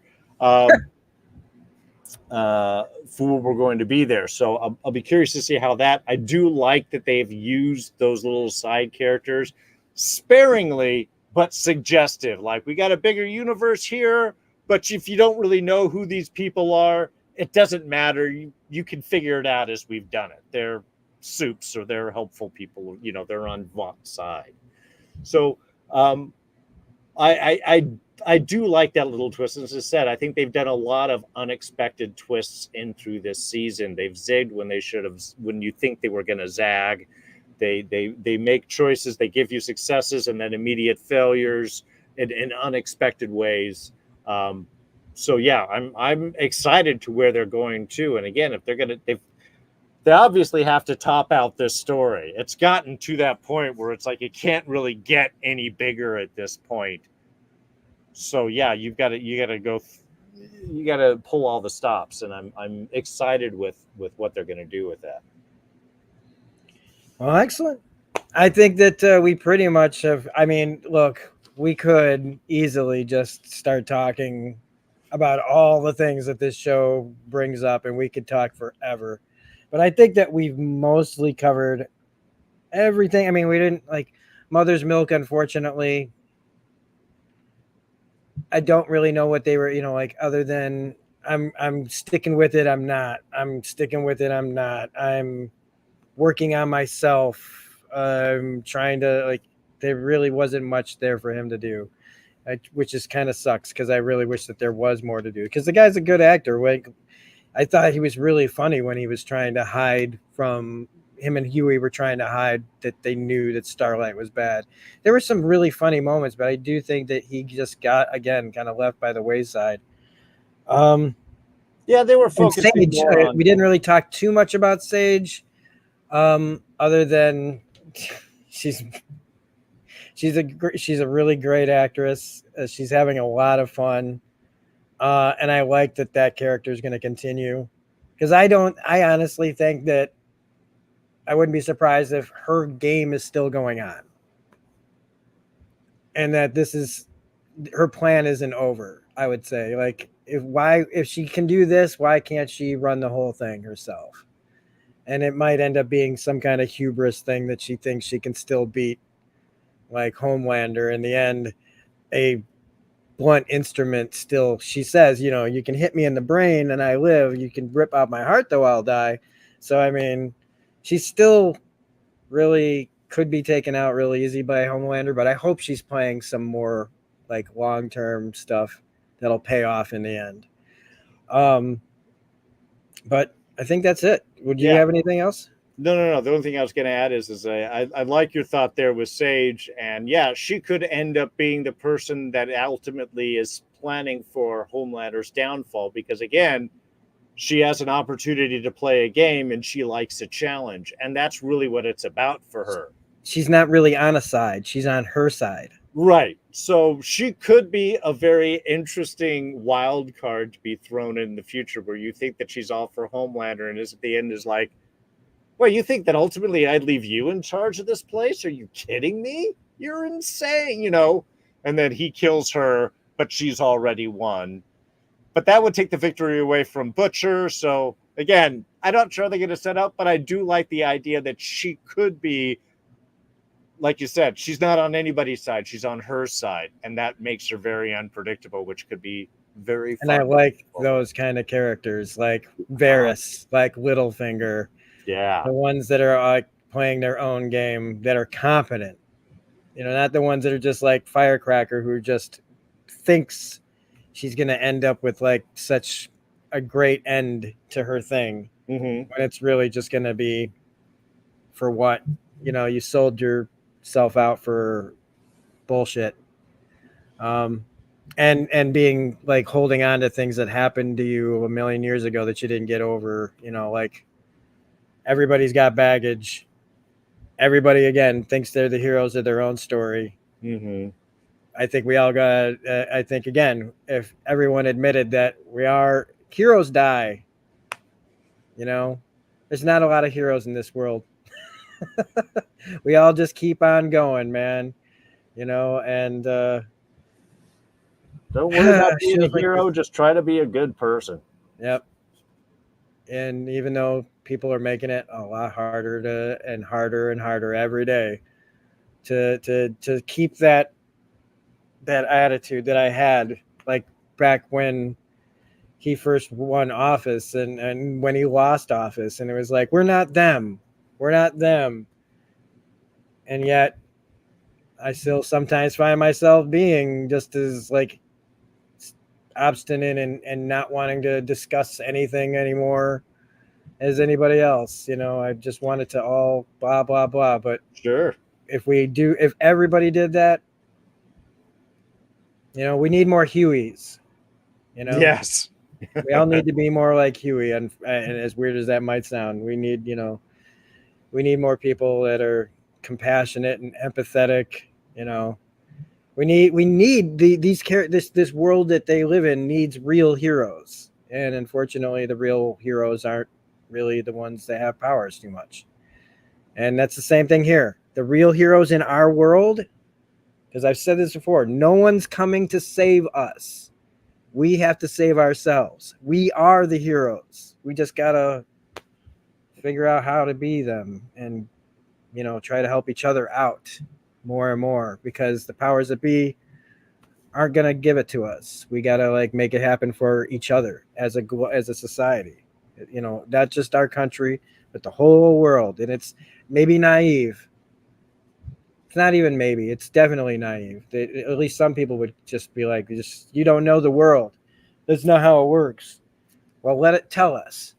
Tell us why it doesn't work, and not have it be something that involves the bottom line or the profit margins.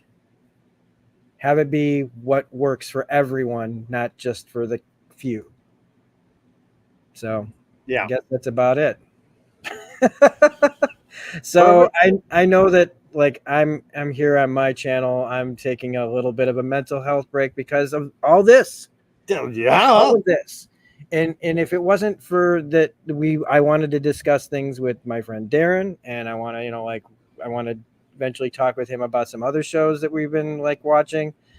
I've been having to take a break. I've got stuff that is done and ready to be edited, but I just can't get there. I just can't get there because I'm just overwhelmed with so many things that it's easy to talk about this because we're talking about the things that are overwhelming me, that are overwhelming a lot of us. And so, like typical fashion, at least on my channel, I love having anybody come on my channel where they can do and say things that maybe they don't normally do on their own. I know that like, I love having these conversations with you here because, it's basically free for all. I can't afford to be demonetized on my channel. Well, you know what? I know what I mean. Like, I don't go over to somebody else's channel and just start, being the way I am here. I try to show respect to other people's like platform. But that's always thoughtful. You should wait to be invited for that. So look forward to being on my channel when I have Rob over and we talk about more of this stuff. Actually, we'll talk about bigger things and different things and such. But that's what's going on here on my side. On your side, I know that you're doing mostly stuff with Mark and Alyssa over on Mark's channel, Enchantment of Eternity. Yeah. Covering House of the Dragon and Star Trek episodes, which I'm glad that y'all are still like cranking out and just talking about things and appreciative ways, and so many ways of just like I don't watch a lot of that because I notice you leave the streams when they start getting into book spoilers and stuff like that. Sure. I haven't read the books either, but I still love the corners of YouTube that are appreciation videos, that are in-depth videos that people want to make, that talk about things rather than just, the new Marvel movie sucked. The new Marvel movie is great. Blah, blah, blah, blah. This scene was good and this scene was blah. Like I'm glad that there's still some of us out there being creative and being thoughtful and bringing real discourse to this platform with creativity and honesty and sincerity. And well, that's what I love when I get to come over and chat with you, is because we always, we'll talk about the show, but we tend to talk about wider things that are around the show. And of course, we'll go off on tangents as we tend to do. But yeah, I mean, speaking with you when I'm over with Mark and Alyssa, doing whether it's House of the Dragon or the Star Trek or anything else, it's, sure, there's a certain appreciation. That's one of the reasons why we're talking about it, but we also do not veer away from criticisms or saying why, and not because of surface BS. Oh, there's women in it. Oh, there's people in it. Oh, it's like, no, it's like, what are the choices of storytelling that are going on, and why is this working and why is this not working? This is why I tried, I started my channel originally in the first place, was just to talk about these questions and things that I have as I'm even doing my journey and learning and discovering things. Why are these things working and why are they not working? And it can be frustrated when you have issues with something that a bunch of the idiot population is mad at for stupid reasons. And you're going, look, I don't want to agree with these people because why they're saying that this isn't good is wrong. But there are reasons why there's issues to be had with this. And let's talk about that from a structural, from a formulation standpoint, and not because A or B is behind the camera or in front of it. Those aren't reasons. That's just excuses. Yeah. So I always love getting to come up here. And yes, as you say, Monday night, 6 o'clock Pacific, 9 o'clock Eastern. I'm on Enchantment of Eternity, talking House of the Dragon. 2 episodes left. And then I have been jumping in doing his top 25 countdown of top Star Trek episodes. I believe number 8's coming up, and that'll be sometime next month. So you can catch that here. Otherwise, I will get to pop back on with Rob here once in a while, and we get to talk about some crazy things, which I'm always excited about. And I'm done. I don't want to tell people what I'm doing, because if I don't do it, then it just makes me feel bad. But I mean, there are your things still coming. Those are going to be the things that I work on first once I can get past my own mental blocks right now of sitting and concentrating on something that isn't all of this. Yeah. There's tons of stuff that I want to do and still keep going with comics and movies and shows. I want to do some Critical Role comic book stuff. I want to figure out all these things. But again, the world's a crazy place, and we're just trying to fit in these things when we can. Yeah. And so when I can make content, when I feel like I can do it, like now, which it just helps so much more that I have Darren here. If it was just me talking about the boys, this wouldn't even be happening. So it's much more fun to have these in discussions, by far. So I want to thank you again for always for being here. For all of you out there that watch this later on, for Bill, Rena, and Deborah in the chat that showed up here, thank you so much. Appreciate it. I'll be talking to you guys probably soon after this stream is over. I'll probably be on Twitch or YouTube playing a game probably tonight too, so keep an eye out on the channel for that. Otherwise, this was The Boys Season 4. If the world is still here in the way that we want, I don't see any reason why we won't be back talking The Boys Season 5.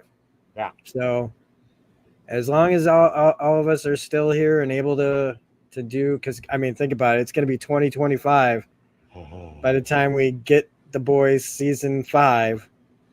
So the world, the makeup of all this, we'll be talking before it gets to that pitch. We got to make sure we make some content before we hit November. So if there's any bucket list stuff you want to talk about, just things you want to be sure to get out of the way before whatever. Just in general, folks out there, if you're trying to, if there's something you really love and you want to talk about it, get it out. Find your voice. You don't have to be on camera. You could put an avatar up here. StreamYard has still got a free option, I think. Go out there, make your voice heard. Talk about that movie or that show that you've been wanting to talk about, because you never know what tomorrow may bring. Literally. I mean, now I know what it felt like for those people back in the 60s who were afraid to turn their television off because somebody was going to get assassinated every other day.